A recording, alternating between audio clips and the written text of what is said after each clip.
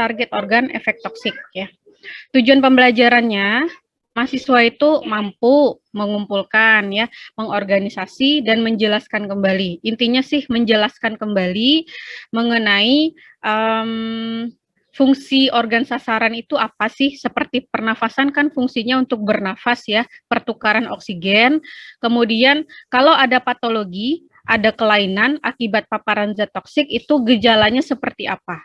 Jadi bagaimana efek toksiknya dan efek kesehatan serta deteksi dini. Nah, kalau misalkan nih ada orang terhirup gas beracun, dia pasti akan sesak nafas ya. Ini harus diwaspadai dari awal. Ya, sudah bisa dideteksi sehingga bisa diobati keracunannya seperti apa. Itu ya. Itu tujuannya. Kalian mampu menjelaskan kembali ya. Kalau zat toksiknya mengenai paru-paru, gejalanya seperti apa? Kalau zat toksiknya mengenai ginjal, gejalanya seperti apa? Itu ya, yang penting tujuan pembelajaran hari ini. Nah, kemudian kenapa sih kita perlu mempelajari target organ-organ ini ya? Penting ya. Organ sasaran menjadi sangat krusial, sangat penting dipelajari untuk mendeteksi kerusakan ya, mendeteksi kan ujung-ujungnya itu ya, kita mempelajari zat beracun itu supaya kalau ada kasus keracunan kita dari awal sudah siap gitu ya. Kalau misalkan terjadi ini plan-plannya apa gitu ya, plan selanjutnya apa untuk mendeteksi kerusakan ya, terutama organ-organ yang vital seperti syaraf otak, kemudian jantung ya, itu kan yang menentukan orang itu hidup dan mati ya, seperti itu. Kemudian paru-paru, ginjal itu juga penting ya. Yang menjadi organ target ini kebanyakan antara lain ya, umumnya yang paling besar itu paru-paru, hati, kulit, ginjal, mata, dan sistem reproduksi. Ya. Kemudian kelainan organ sasaran akibat pajanan atau paparan toksikan harus dideteksi sedini mungkin agar kerusakannya nggak parah. Jadi pertama terpapar nih, udah ada gejala, harusnya sudah ada gejala, kita obati sehingga kerusakannya nggak berlanjut. Itu ya, kenapa kita perlu mempelajari target organ efek toksik. Nah, kita masuk ke bahasan yang pertama, yaitu organ dan toksisitas selektif. Ya, efek toksik suatu zat itu terjadi karena sudah dijelaskan ya di bahasan toksikokinetik bahwa zat racun itu harus berikatan dengan tempat kerjanya ya. Dalam hal ini reseptor. Jadi begitu dia berikatan dengan reseptor atau sistem biologi tertentu, dia dapat menyebabkan perubahan kimiawi, biokimia, atau struktural ya, baik langsung atau tidak langsung, sehingga mengganggu fungsi dari sistem tersebut. Contohnya apa? Dia berikatan dengan otot jantung. Otot jantung itu ada yang namanya ATP. Ya, ATP di otot jantung itu sensitif. Dia kalau kekurangan oksigen itu langsung sesak nafas ya, langsung sakit gitu ya, langsung nyeri. Orang-orang iskemia mengalami ini. Nah, jadi pada saat ada zat toksik yang masuk, dia menghambat, mengganggu ATP dari otot jantung, ATP ini langsung bereaksi, wah ini oksigen mana, seperti itu ya. Jadi dia langsung bereaksi, ini kekurangan oksigen sehingga tubuh berusaha memproduksi oksigen, memperoleh oksigen lebih banyak gitu ya. Nah, jadi ada ikatan ya. Kalau dalam hal ini berarti zat toksiknya berikatan dengan ATP otot jantung. Itu adalah tempat kerja dari zat toksiknya. Dia akan mengubah ya, mengganggu jantung kita, pastikan mengganggu fungsi dari sistem peredaran darah. Nah, ada beberapa cara kenapa efek toksik ini timbul ya, bagaimana dia merusak organ ya, beberapa cara merusak organ. Yang pertama, dia mengikat zat endogen.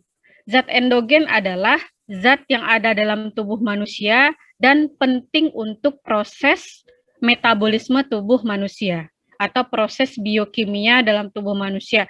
Contohnya apa? Enzim ya. Enzim enzim sitokrom misalnya ya, kemudian enzim-enzim yang lain gitu kan ya, yang mempengaruhi produksi hormon dan lain-lain. Nah, itu diikat sama si zat toksik ini. Akibatnya apa? Ya, kalau misalkan nih ada enzim yang kita gunakan untuk mencerna makanan, diikat sama dia, akibatnya makanan kita nggak bisa dicerna. Sehingga kalau nggak bisa dicerna, bisa kita muntahin atau ya harus keluar gitu ya dari saluran cerna. Dia mengikat enzim ya. Yang kedua, dia meniru zat endogen. Ditirunya ya. Jadi kita punya suatu enzim ya, strukturnya A B C D misalnya ya. Nah, dia strukturnya juga mirip A B C D tapi berbeda ya. Di atom C-nya misalnya beda seperti itu ya. Nah, dia meniru sehingga pada saat kita pakai nih enzim ini hasilnya akan berbeda. Karena bukan enzim yang kita maksud ya, tapi itu adalah tiruan dari zat toksik. Ya, nanti kita lihat contohnya seperti apa. Kemudian yang ketiga, kenapa sih organ kita bisa rusak karena efek toksik? Ya, yang ketiga adalah karena terakumulasi. Ya, contohnya apa? Logam berat. Logam berat ini umumnya terakumulasinya di ginjal. Sekali terpapar, oke. 2 kali, 3 kali, kemudian yang keempat kali sudah menumpuk dari sekian lama, dia mulai menimbulkan efek toksik. Organnya rusak gitu ya, seperti ginjal, langsung gagal ginjal misalnya, seperti itu. Kemudian yang keempat, dia memblok masuknya zat-zat yang dibutuhkan sel. Ada beberapa zat toksik yang menghambat masuknya atau pertukaran oksigen di paru-paru. Ya, contohnya gas beracun ya. Gas beracun arsen atau sianida itu langsung menghambat supaya nggak terjadi pertukaran oksigen di alveolus paru-paru. Akibatnya apa ya? Nggak terjadi pertukaran kan kita megap-megap ya. Oksigen yang nggak ada, sementara CO2 banyak gitu ya. Nah, itu akhirnya menyebabkan keracunan. Jadi kalau orang yang keracunan gas umumnya itu membiru ya. Mukanya biru, bibirnya biru gitu karena dia kekurangan oksigen. Nah, itu kerja zat racun memblok masuknya zat-zat yang dibutuhkan oleh sel.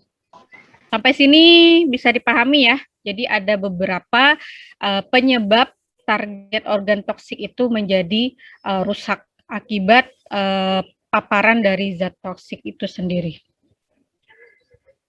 Nah, ini penjelasannya. Mengikat dan meniru zat endogen ya. Contohnya adalah contoh lain ini ya.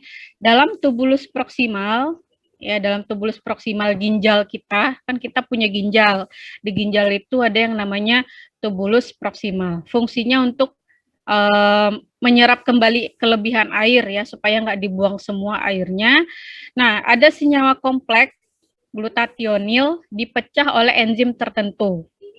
Ya, dipecah dia pokoknya dia memecah senyawa kompleks menjadi kompleks yang lain gitu ya. Nah, pada kasus keracunan ada senyawa Hg. Ini keracunan raksa berarti ya. Keracunan raksa ternyata strukturnya itu mirip dengan sistein yang ada di ginjal. Ya, jadi si si raksa ini dia mirip sekali strukturnya dengan sistein yang ada di ginjal. Akibatnya apa? Ginjal kita kan nggak tahu ya, ginjal kita nggak tahu ini kan zat sistein punya kita gitu ya. Zat sistein punya kita ya udah kita simpan lagi, padahal itu ternyata raksa atau logam. Akibatnya apa? Akibatnya terjadi kerusakan organ karena adanya si raksa ini di ginjal. Intinya dia mirip ya, meniru enzim yang ada di ginjal kita, tapi ternyata dia bukan senyawa yang sama. Akibatnya apa? Terjadi kerusakan organ. Itu intinya. Karena strukturnya tadi mirip, sehingga tubuh kita bisa keliru juga. Oh, ini kan strukturnya mirip, berarti ini adalah sistein punya tubuh kita. Ternyata bukan ya. Akibatnya ya terjadi kerusakan pada tubulus proksimal ya, karena tidak bisa membedakan antara sistein yang ada raksanya dengan sistein yang sebenarnya gitu ya, sehingga menyebabkan timbulnya efek toksik. Pinter dia tuh ya, jadi ada zat toksik itu yang mengelabui itu dengan menirukan strukturnya, struktur zat endogen dalam tubuh kita. Nah, timbulnya efek toksik karena zat meniru zat endogen itu dimanfaatkan. Contohnya apa? Contohnya gini. Kan ini PABA ya. PABA ini adalah asam folat, prekursor asam folat yang dibutuhkan oleh bakteri. Jadi bakteri itu butuh PABA supaya dia bisa aktif, supaya dia bisa tumbuh dan berkembang biak. Nah, karena kita mau membunuh si bakteri, kita bikinlah suatu obat yang strukturnya mirip sama PABA. Sehingga pas kita kasih obat, si bakterinya keliru, ini PABA atau bukan ya, kok strukturnya mirip. Ternyata bukan PABA, ternyata itu adalah obat. Bedanya kan di atom S-nya aja ya, di atom sulfonya aja, sulfur ya.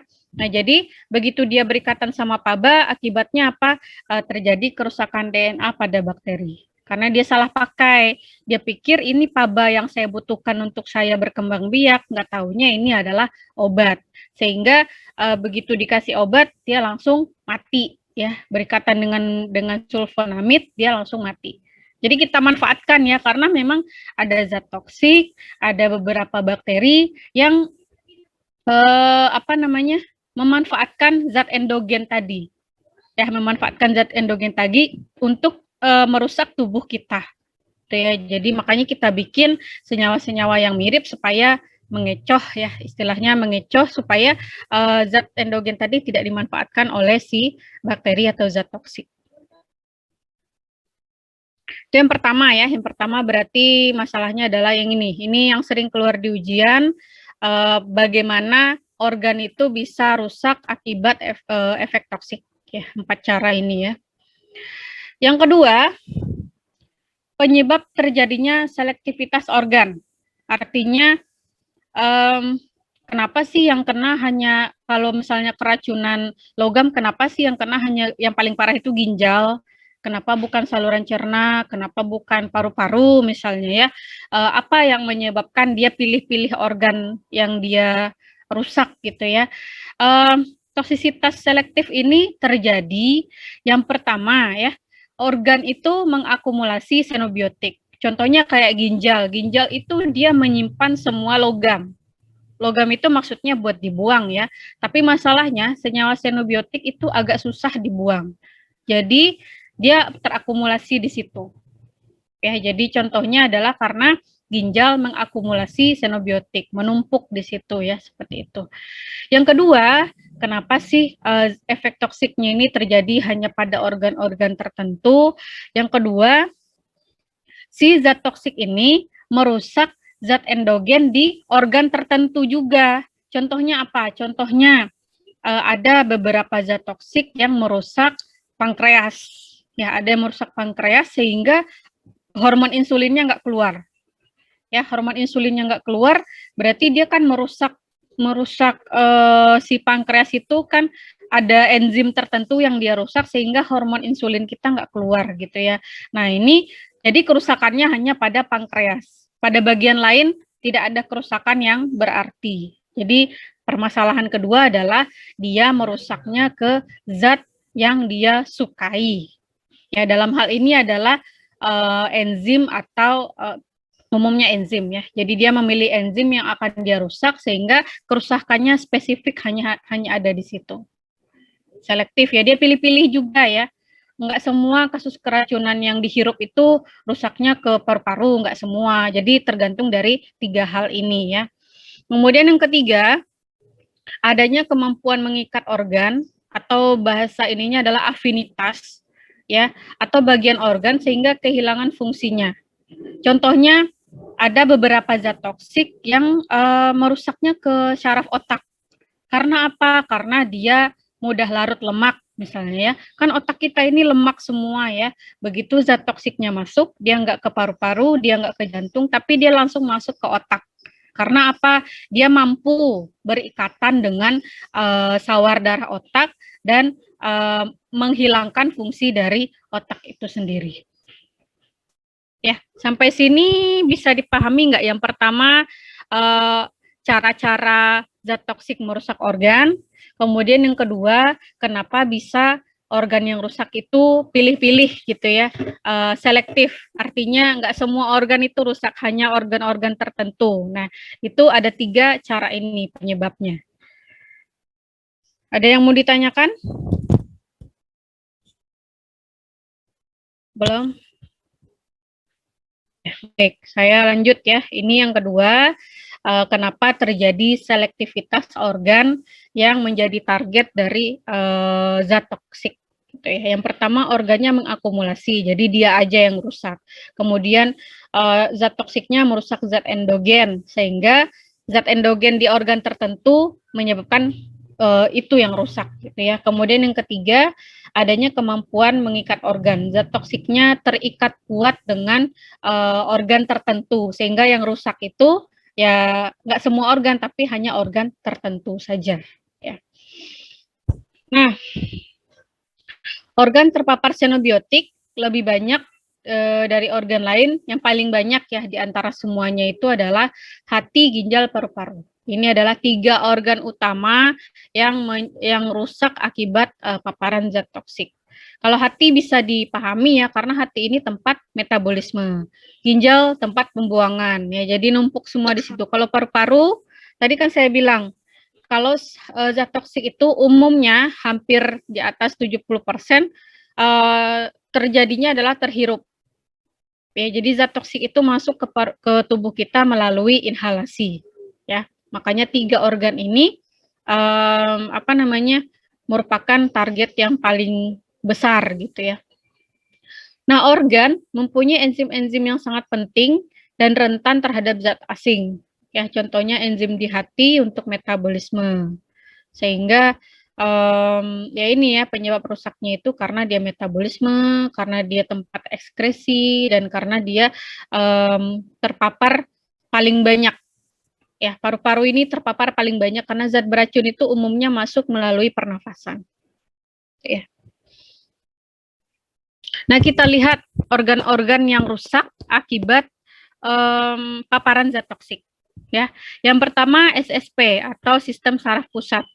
Timbulnya efek toksik pada sistem saraf pusat itu mengganggu fungsi dan kebutuhan saraf pusat melalui 4 cara ini. Yang pertama sintesis protein, yang kedua propagasi impuls saraf, yang ketiga aktivitas neurotransmitter, yang keempat pemeliharaan lapisan mielin. Ini zat toksiknya menghambat 4 proses ini yang ada di saraf pusat. Saraf pusat kita punya mielin, saraf pusat kita punya neurotransmitter, kemudian ada impuls saraf, ada protein, nah itu dirusak semua oleh si zat toksik. Akibatnya terjadilah kerusakan pada sistem saraf pusat. Ya, ini sering keluar di ujian karena apa? Karena suka ditanyakan begini. Bagaimana zat toksik itu merusak sistem saraf pusat gitu ya. Bagaimana mekanisme kerja zat toksik atau toksikan merusak sistem saraf pusat. Nah, ini kalian harus jelaskan 4 proses ini. Ya, yang pertama dia menghambat sintesis protein yang ada di saraf pusat, kemudian mempropagasi ya atau menstimulus impuls saraf yang berlebihan gitu ya. Makanya ada orang keracunan itu kejang-kejang gitu kan ya, pernah lihat ya keracunan sesuatu terus kejang-kejang. Nah, kemudian meningkatkan aktivitas neurotransmitter, kemudian merusak ya lapisan mielin ini. Lapisan mielin adalah lapisan yang melindungi otak ya. Kalau lapisannya rusak berarti akan merusak juga ke bagian otak. Itu sering keluar di ujian ya, bagaimana cara zat toksik atau toksikan merusak sistem saraf pusat. Nah, ini 4 cara ini dijelaskan satu persatu, tapi ini saya tidak akan ini yang dari 4 tadi diuraikan ada beberapa cara kerja ya, ada beberapa cara kerja, bisa blocking agent, bisa depolarizing agent, kemudian stimulan, depresan, antagonis, penghambat asetilkolin esterase, anoksia, dan zat demyelinisasi.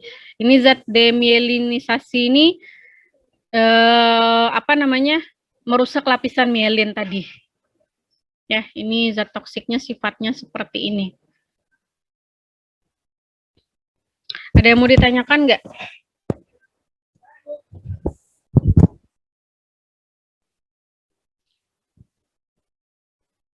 Nah, kalau nggak ada, berarti yang bagian ini saya jadikan tugas ya. Coba kalian cari ya contoh-contoh zat beracun yang kerjanya dengan 8 cara ini.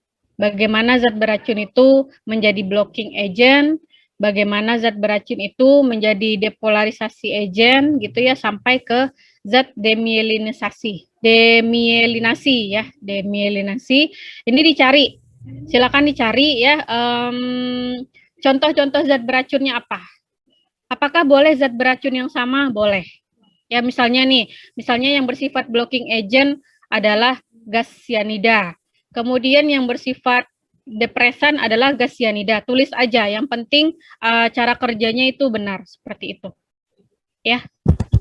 Silakan dikerjakan, dikumpulkan minggu depan, ditulis di Word, kemudian dikumpulkan di Olu. Nanti saya buat platform untuk mengumpulkan tugas. Ada yang mau ditanyakan terkait tugas? Paham ya? Jadi cari contoh zat beracun yang kerjanya seperti ini di otak. Ini di otak semua ya, di SSP atau di syaraf pusat, gitu ya. Ini tugasnya, silakan dikerjakan. Yang kedua, darah ya. Zat toksik itu berefek terhadap darah. Darah ini kan umumnya cair ya. Bentuk paling baiknya adalah cair. Ada zat padatnya sekian persen, ada zat cairnya paling banyak. Zat padat itu karena ada sel-sel darahnya itu ya. Nah, zat toksik kalau mengenai sel darah merah itu akan menyebabkan hambatan produksi eritrosit. Contohnya apa? Contohnya zat kimia macam surfaktan. Ya, surfaktan itu kayak apa ya, senyawa, ada yang sabun-sabunan itu kalau misalkan kemakan atau misalnya masuk ke pembuluh darah itu menyebabkan produksi eritrosit kita terganggu. Ya, sehingga ini harus diperhatikan ya, kondisi zat beracun yang menyebabkan gangguan sel darah merah. Contohnya adalah surfaktan ya. Kemudian ada senyawa-senyawa kobal, nitrit, nitrat. Ini juga menyebabkan hemoglobinnya mengalami gangguan. Hemoglobin itu adanya di eritrosit ya, sehingga membentuk senyawa methemoglobin yang yang beracun. Ya, methemoglobin ini beracun. Kemudian ada senyawa arsen, metilen blue ya, dan primaquine ini salah satu, ini adalah obat malaria ya. Obat malaria menyebabkan eritrosit itu terikat ya, sehingga rusak dan hancur. Jadi si primaquine ini merusak eritrosit, menghancurkan eritrosit.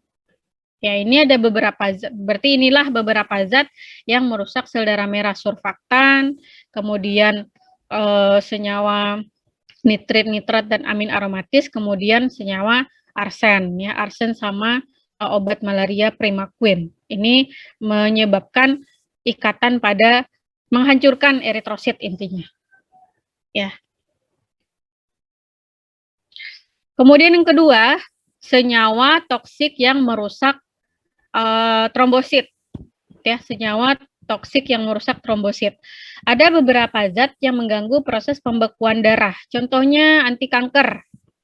Ya, anti kanker yang mendepresi sumsum tulang sehingga mempengaruhi produksi platelet. Akibatnya apa? Kalau kan kita produksi sel darah kita di sumsum tulang, termasuk trombosit. Kalau sumsum tulang kita didepresi sehingga tidak bisa menghasilkan trombosit, akibatnya terjadi pendarahan. Kan nggak ada yang membekukan darah kita, jadi darah tuh keluar aja gitu ya, nggak ada plateletnya, sehingga darah itu keluar banyak dan terjadi pendarahan. Ya, kemudian ada beberapa obat ya, obat juga yang menyebabkan proses pendarahan ini semakin parah. Contohnya apa? Warfarin, kemudian asam salisilat. Nah, ini mengganggu proses pembekuan darah. Jadi ada 3 zat utama ya yang mengganggu trombin, atau trombosit. Yang pertama anti kanker, yang kedua warfarin, yang ketiga itu adalah asam salisilat. Ya, jadi asetosal gitu ya, asetosal, kemudian turunannya itu mengganggu produksi trombosit. Gitu ya. Itu apakah zat toksik? Xenobiotik iya, tapi kalau dengan dosis yang tepat dia tidak toksik. Gitu ya. Kemudian itu yang kedua ya, yang merusak ke trombosit atau platelet. Yang ketiga, zat toksik yang merusak ke leukosit atau sel darah putih ya. Tugas utama leukosit kan untuk fagositosis ya. Tapi ada beberapa zat seperti benzen, kloramfenikol itu menyebabkan leukosit itu jumlahnya berlebihan sehingga terjadi yang namanya leukositosis. Ya. Nah, ini zat-zat yang merusak leukosit adalah benzen sama kloramfenikol. Kalau kalian belajar tuh enaknya adalah leukosit dipanahin kloramfenikol sama benzen misalnya, itu lebih lebih mudah untuk belajarnya. Nah, ini ya zat toksik yang merusak darah, yang merusak sel darah merah, yang merusak trombosit, yang merusak sel darah putih. Sampai sini ada yang mau ditanyakan? Cukup jelas? Jelas, Bu. Ya, ya. Siapa Ade? Monggo. Yang mau nanya siapa Ade ya? Ada yang mau nanya nggak tadi? Nggak ada?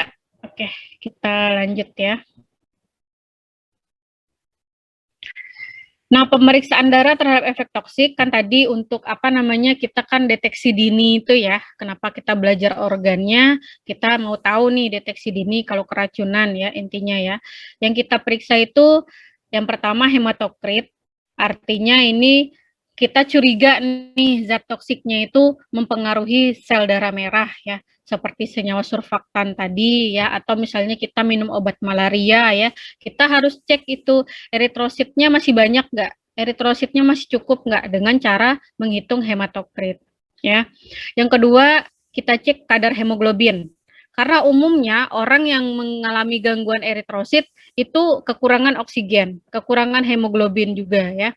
Kemudian yang ketiga, jumlah sel darah merah tiap volume tertentu, kemudian jumlah sel darah putih tiap volume tertentu, artinya kita hitung nih sel darah merahnya berapa gitu ya. Kemudian sel darah putihnya berapa, kan sel darah merah itu nilai normalnya adalah 5,4 juta sel per mikroliter darah.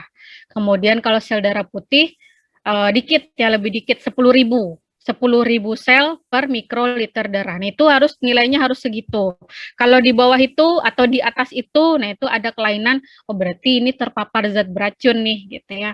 Kemudian jumlah protrombin, ya jumlah trombosit. Trombosit itu nilai normalnya adalah kalau nggak salah 150.000 ya, 150.000 sel per mikroliter darah.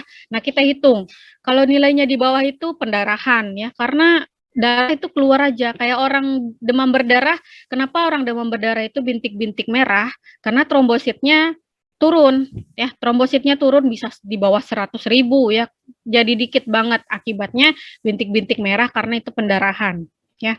Kemudian kadar zat tertentu dalam plasma ya dicek ya, dari plasma darahnya ini ada zat racun nggak ya, misalnya ada timbal, ada logam, atau ada glukosanya. Kalau ada glukosa artinya ginjal orang tersebut rusak ya, sehingga kalau ginjalnya rusak atau dia keracunan di ginjal itu mempengaruhi juga ke produksi sel darah merah.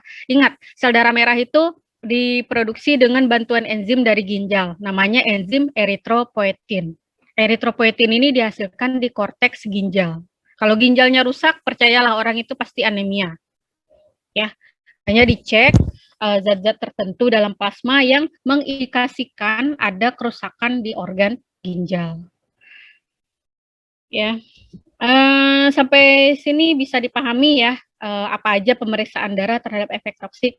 Bu, kenapa harus dilakukan pemeriksaan ini? Kalau gejala klinis tidak terlalu terlihat, misalnya orang yang kekurangan eritrosit nggak terlalu kelihatan, paling dia cuma lemes ya. Kalau kekurangan hemoglobin lemes, kemudian agak pucat, ya kita kan nggak bisa mengambil dari situ ya. Makanya kita cek hemoglobinnya turun nggak nih, gitu ya.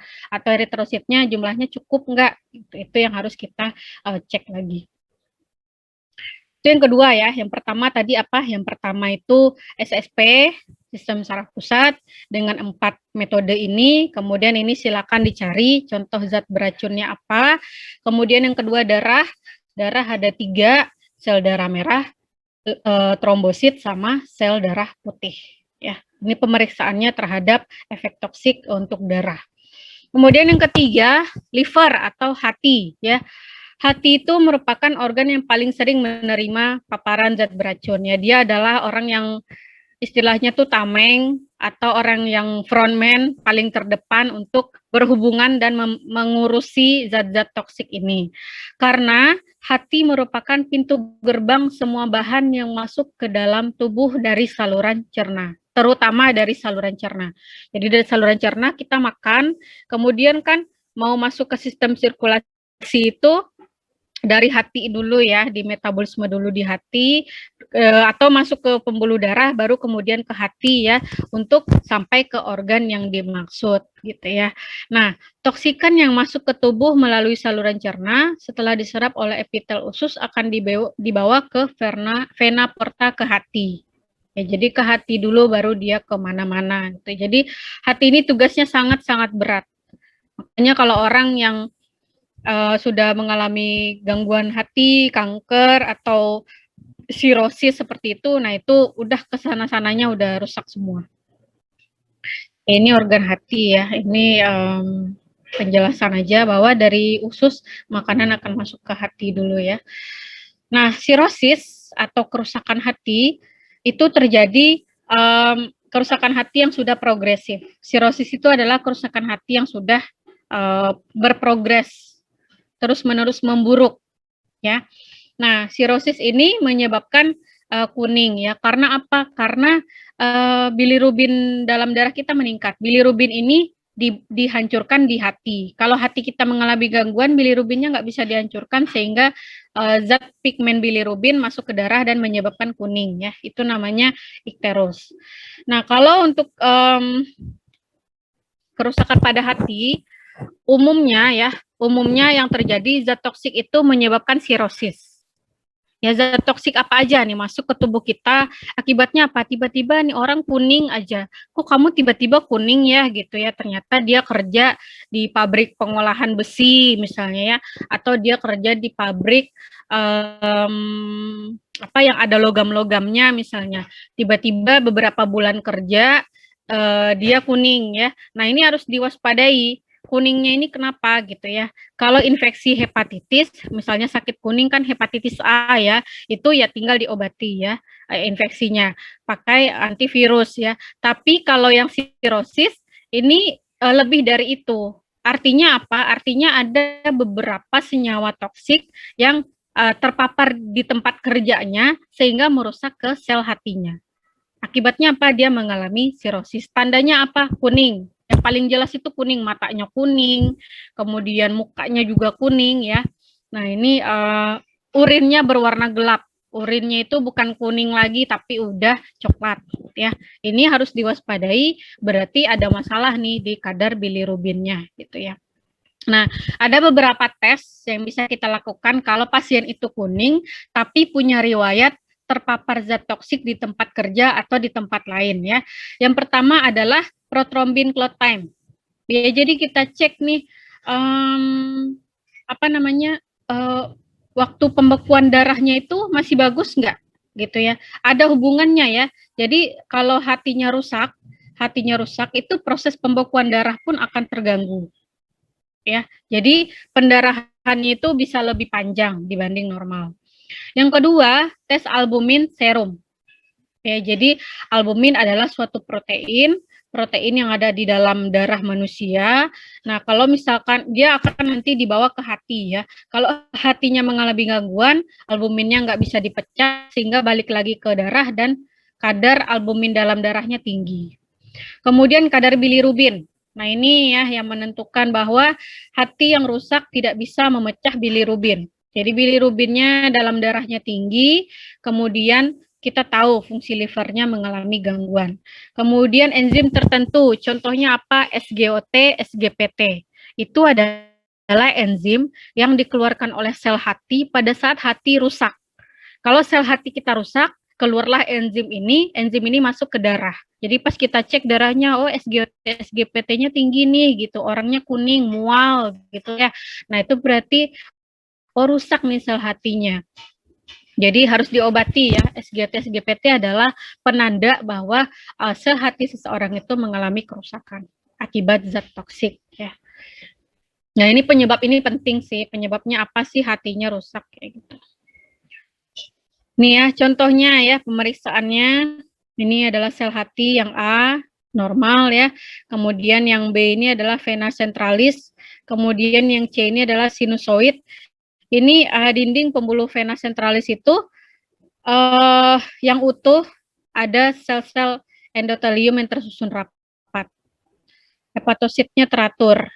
Kemudian sinusoid adalah apa namanya ya, garis-garis ini nih itu normal, inti selnya bulat. Jadi ini kalau yang normal ini seperti ini ya.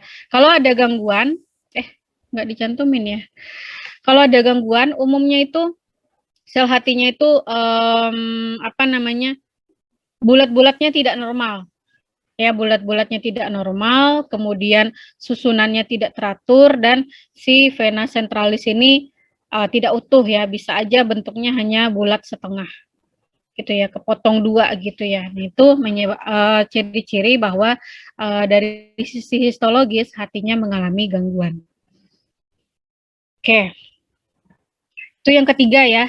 Yang ketiga di hati menyebabkan sirosis. Yang keempat jantung.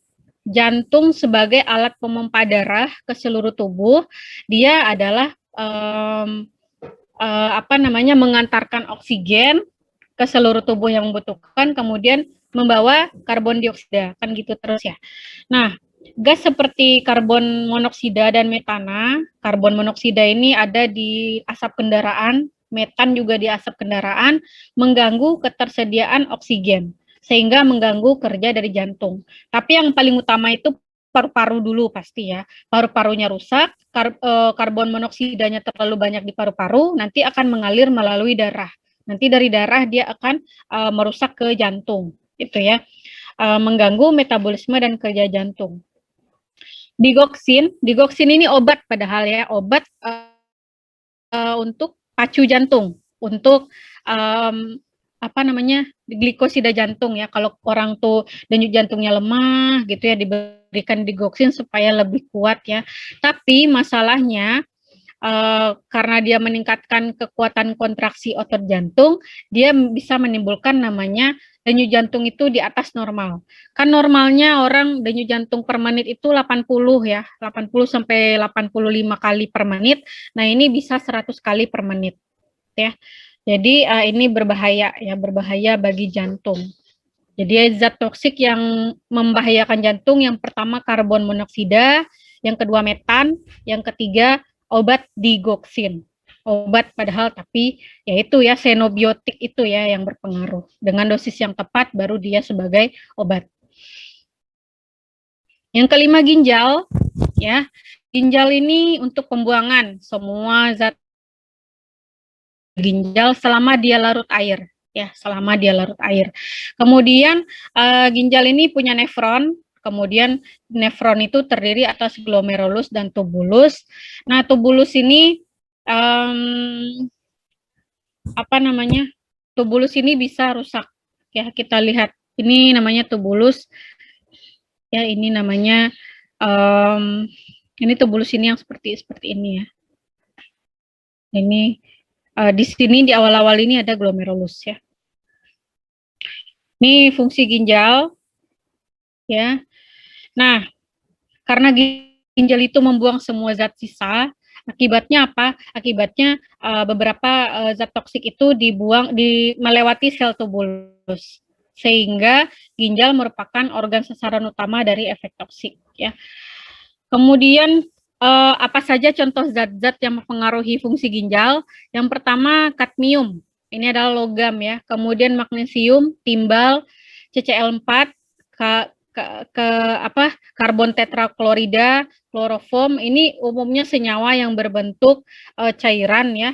Nah, ini mempengaruhi fungsi tubulus dan menyebabkan nekrosis. Jadi zat-zat ini karbon tetraklorida, kan ada kita misalnya melakukan penelitian, terus kita mau merusak sel hati ya, kita mau meneliti tanaman hepatoprotektor, kita pakai tikus, tikusnya itu kita merusak hatinya pakai CCl4, tapi ternyata ginjalnya juga rusak, karena CCl4 itu mempengaruhi fungsi tubulus. Akibatnya apa? Ginjal kita nggak bisa menyerap air. Jadi berapa yang diminum segitu yang keluar. Nggak ada yang diserap lagi. Karena tubulusnya sudah rusak. Sehingga terjadi yang namanya nekrosis. Ya, kerusakan dari sel ginjal. Seperti itu ya. Ini untuk pemeriksaan ginjal. Normalnya kan seperti ini ya. Kalau yang rusak harusnya dicantumin nanti ya. Saya cari lagi yang rusaknya seperti apa. Ini adalah sel dari ginjal, penampakan ginjal di secara anatomis. Dah, itu aja ya. Zat-zatnya yang penting ya, kalau kalian belajar membuat kesimpulan, nanti zat yang merusak ginjal dipanah, zat yang merusak jantung dipanah, biar nggak lupa. Karena kalian pasti baru tahu, oh ada zat seperti ini, takutnya tidak familiar dan lupa gitu ya. Ada yang mau ditanyakan? Bu, saya izin bertanya, Bu. Ya, silakan Nisa. Bu, saya kan punya saudara ya, Bu. Dia itu sudah mau melahirkan, terus tapi dibawanya itu udah lama nih, Bu. Beberapa jam kemudian kan dia udah pecah ketuban. Nah, ketika dibawa ke rumah sakit, anaknya itu dibilang udah minum air ketuban, Bu. Iya, nah itu sampai sekarang dia anaknya itu udah 5 tahun punya penyakit jantung, Bu. Apa itu diakibatkan gara-gara keracunan air ketuban? Iya. Nah, jadi kalau orang yang mengalami kerusakan di otak gitu ya, dari kecilnya kerusakan di otak atau kerusakan di jantung, umumnya karena kekurangan oksigen. Dugaan jadi ini zat ketuban itu kan cuma boleh sampai umur 40 minggu kandungan ya. Sampai 41 atau 42 masih boleh nggak ya? Nah, setelah itu zat air ketuban itu beracun. Karena apa? Ada senyawa namanya amnion, makanya buang air kecil bayi itu kalau awal-awal itu warnanya biru ungu ya, itu adalah suatu senyawa amnion yang ada di ketuban. Nah, itu kalau sudah lewat dari 40 sekian minggu itu sudah beracun. Nah, zat beracun itu masuk ke tubuh ya. Kalau kerusakannya otak sama jantung itu kemungkinan karena gangguan oksigen kayak yang tadi. Ya, ada yang menyebabkan oksigennya itu susah untuk masuk gitu ya, yang merusak mencegah oksigen masuk. Nah, saya rasa mungkin ya zat yang ada di ketuban itu merusak mencegah oksigen masuk ke jantung sehingga pada saat itu jantungnya kurang asupan oksigen. Akibatnya apa ya kan? Dia masih kecil, masih baru lahir, jantungnya juga baru beradaptasi dengan dunia luar ya. Begitu dia mengalami gangguan, nah itu gangguannya itu bertahan biasanya ya, bertahan sampai umur berapa tahun ya. Kemungkinan keracunannya karena masalah oksigen itu Nisa. Itu ya. Kasihan banget sampai sekarang jadi gimana? Nggak boleh capek gitu kali ya? Sekarang dia kemarin baru meninggal, Bu. Jadi udah nggak kuat. Iya, jantungnya udah parah banget. Dari kecil soalnya dia sakit jantung. Ya Allah. Aduh, ya untuk tabungan orang tuanya di surga insya Allah. Ya kalau keracunan ketuban memang begitu ya. Ada yang keracunan ketuban juga ke syaraf otaknya, jadi dia sedikit-dikit kejang ya. Bukan epilepsi, tapi dia kejangnya itu bukan berbuih, kejang-kejang aja. Terus tiba-tiba kalau dia stres dia kejang gitu ya. Karena memang masalahnya adalah di asupan oksigen pada saat dia di dalam kandungan ya. Waktu itu juga saya pas lahiran ya, pas lahiran ini saya merasa horor sekali waktu lahiran itu anaknya tuh lama di pintu, jadi saya udah nggak kuat ngeden, ya, anaknya tuh udah kelihatan gitu ya. Nah, ada indikasi bahwa dia kekurangan oksigen juga. Jadi begitu lahir langsung dikasih oksigen. Ya, alhamdulillah sih cepat waktu itu penanganannya sehingga tidak ada masalah ya. Alhamdulillah anak saya sampai sekarang sehat ya. Cuma itu yang pas lahirannya itu sempat pas sudah di pintunya itu, pintu mau keluar itu dia sejam terakhir itu denyut jantungnya udah lemah.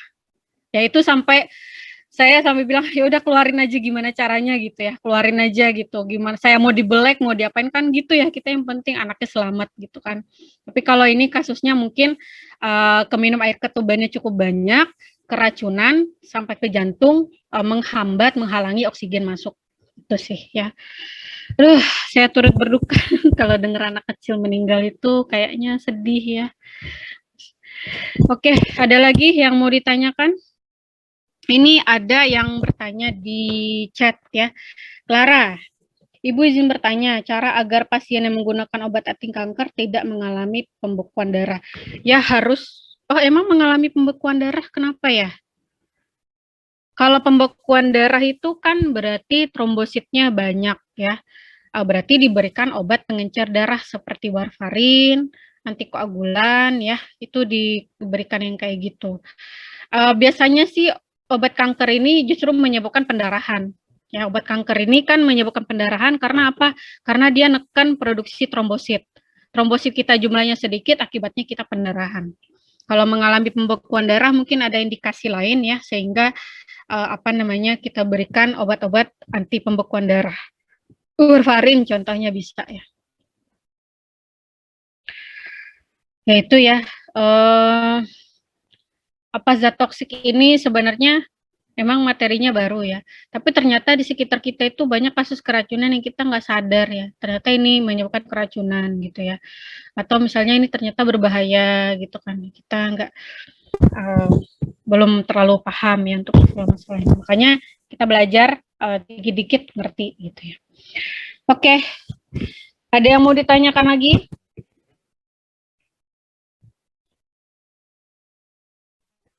Tugasnya jangan lupa ya dikerjakan ya. Tugasnya mudah sih menurut saya. Jadi yang tadi ya, kalian cari aja keywordnya zat toksik yang merusak ke otak atau sistem saraf pusat.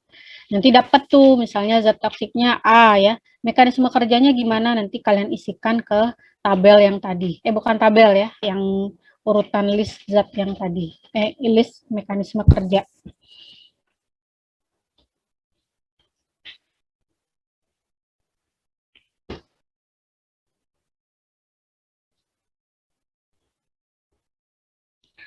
Ada yang mau ditanyakan? Udah pada absen semua? Ada yang belum absen?